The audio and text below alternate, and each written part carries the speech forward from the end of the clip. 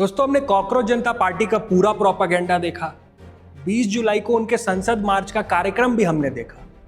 उस 20 जुलाई के बाद हमने देखा कि कैसे प्रदर्शन हुए और किस तरह जेनजी ने जंतर मंतर पे एक पूरा उपद्रव मचाया।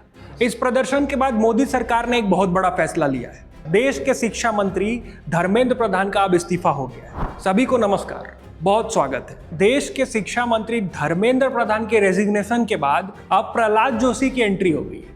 प्रहलाद जोशी नए शिक्षा मंत्री के रूप में अपना प्रभार संभाल चुके हैं। अब सबसे बड़ा सवाल यह है कि भारतीय जनता पार्टी के आईटी सेल के लोग इसे एक मास्टर स्ट्रोक बता रहे हैं, लेकिन क्या ये मास्टर स्ट्रोक है या भारतीय जनता पार्टी की बड़ी गलती? इस वीडियो के माध्यम से समझेंगे कि धर्मेंद्र प्रधान का रेजिग्नेशन भारतीय जनता पार्टी को महंगा पड़ने वाला है या भारतीय जनता पार्टी ने वाकई में एक बढ़िया निर्णय लिया है। दोस्तों, इस पूरे घटनाक्रम के बाद अब पूरे सोशल मीडिया पर और जो भी राजनीति में रुचि रखते हैं वहां 3 तरीके के लोग अब सामने दिखाई दे रहे हैं। सबसे पहले कैटेगरी में वो लोग आते हैं जो इस पूरे कॉकरोच जनता पार्टी के इस प्रोटेस्ट को और कॉकरोच जनता पार्टी ने ये जो अचीव किया है इसको बड़ा अचीवमेंट समझ रहे हैं। इनमें आम आदमी पार्टी के समर्थक भी हैं। हमने ये देखा कि कैसे पूरे विपक्ष के लोग सीजेपी के इस प्रोटेस्ट में मौजूद थे। एक प्रकार से पूरा एंटी बीजेपी प्लेटफॉर्म वो बन गया था। दूसरे कैटेगरी में आते हैं भारतीय जनता पार्टी के आईटी सेल या भारतीय जनता पार्टी के कार्यकर्ता कह लीजिए। तो ये जो भारतीय जनता पार्टी के लोग हैं ये नरेंद्र मोदी के ब्लाइंड फॉलोअर्स हैं। ये किसी भी नरेंद्र मोदी के एक्ट को व्हाइट वॉश करने लगते हैं। नरेंद्र मोदी का कोई भी एक्ट इनके लिए मास्टर स्ट्रोक है। अब अगर बात की जाए तो तीसरा भी एक कैटेगरी है। तीसरे कैटेगरी में आते हैं ऐसे राष्ट्रवादी लोग जो हिंदुत्व की राजनीति से भारतीय जनता पार्टी से जुड़े हुए। उनके लिए सबसे प्रमुख अगर कोई मुद्दा है तो वो है राष्ट्रवाद और हिंदुत्व। लेकिन अब समस्या ये है कि जो ये थर्ड कैटेगरी के लोग हैं ये भारतीय जनता पार्टी पर विश्वास इसी वजह से करते हैं कि भारतीय जनता पार्टी अपने मुद्दे हिंदुत्व से समझौता नहीं करती। लेकिन धर्मेंद्र प्रधान के रेजिग्नेशन के बाद हमने ये देखा कि कैसे भाजपा अपने स्टैंड से पीछे हटती है। ऐसे एंटी इंडिया और एंटी हिंदू एलिमेंट्स के लिए एक बहुत बड़ा अचीवमेंट है। लेकिन इस घटना को भी भाजपा के आईटी सेल वाले मास्टर स्ट्रोक बता रहे हैं। लेकिन अगर आप इसको डीपली एनालाइज करें तो ये मास्टर स्ट्रोक नहीं है। ये भारतीय जनता पार्टी ने बैकफुट पर आकर ये निर्णय लिया है।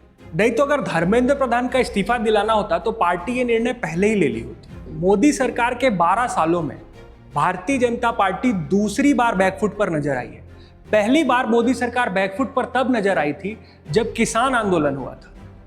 किसान आंदोलन के दौरान हमने देखा कि कैसे देश विरोधी और खालिस्तानी नैरेटिव जिंदा हो गया था। कैसे एक पूरा माहौल बनाया गया। जो 3 बिल संसद में पारित हुए थे उसके खिलाफ एक प्रोपेगेंडा सेट किया गया देश में कि ये किसान विरोधी कानून है। लेकिन अगर किसान इसका विरोध कर रहे होते तो समझ में आता।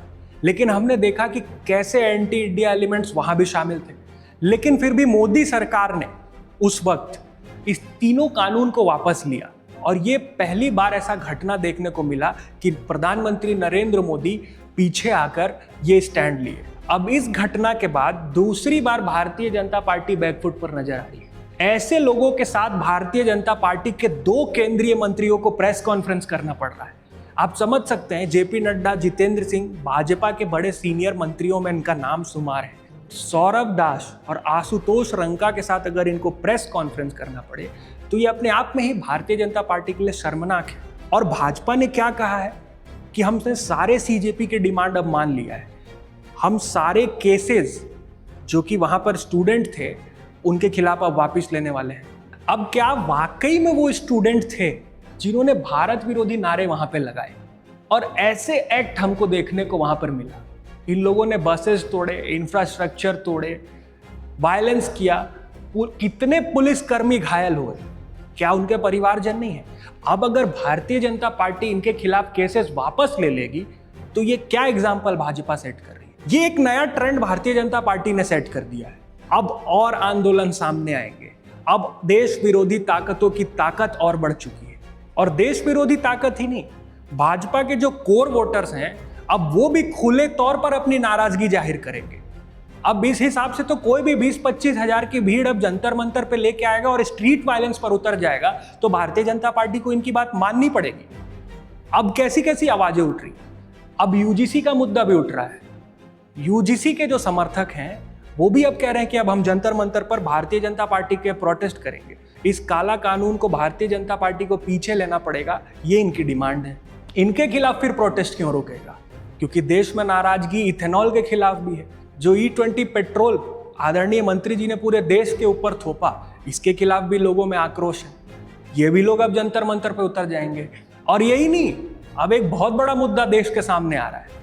अगर शिक्षा व्यवस्था में सुधार की बात होगी तो इसकी भी बात होगी। अब एक नया आंदोलन सोशल मीडिया पर सामने आया है, रिजर्वेशन हटाओ आंदोलन, या जो भी इस बात का समर्थक है कि मेरिट को जगह मिलना चाहिए, अब उनका खुले तौर पर यह कहना है कि रिजर्वेशन अब इकोनॉमिक टर्म्स पे मिलना चाहिए, ना कि कास्ट बेस्ड रिजर्वेशन। तो कहां तक रुकेगा ये मामला? भारतीय जनता पार्टी को अभी विचार करना पड़ेगा, क्योंकि भारतीय जनता पार्टी ने ही एक घोषणा भी किया है कि कास्ट सेंसस आएगा। और अगर कास्ट सेंसस का रिजल्ट आता है तो आप देखिएगा एक दूसरा मंडल राजनीति भारतीय जनता पार्टी के सामने खड़ा होगा। जो हिंदुत्व की पिच भारतीय जनता पार्टी ने खड़ा किया था, आज वो उस पिच पर खड़े हुए नहीं दिखाई दे रहे। और यही विपक्ष भी चाहता था कि हिंदुत्व की राजनीति को खत्म करके भिन्न भिन्न क्षेत्रवाद, भाषा के मामले पर, कास्ट के मामले पर लोगों को बांट दिया जाए। और इस चक्रव्यूह में भारतीय जनता पार्टी फंसती हुई नजर आ रही है। बाकी आप कमेंट में जरूर बताइए कि आपको क्या लगता है कि क्या धर्मेंद्र प्रधान का ये रेजिग्नेशन जो भारतीय जनता पार्टी ने लिया, इसका समय गलत था? क्या ये रेजिग्नेशन बहुत पहले हो जाना था, जब ये नीट का पेपर लीक का मामला सामने आया? अगर ये तभी हो गया होता तो ये पूरा सीजेपी का प्रोपेगेंडा शुरू ही नहीं होता। अगर वीडियो पसंद आया तो लाइक, शेयर एंड सब्सक्राइब जरूर करें, हमें सपोर्ट करें। बहुत धन्यवाद।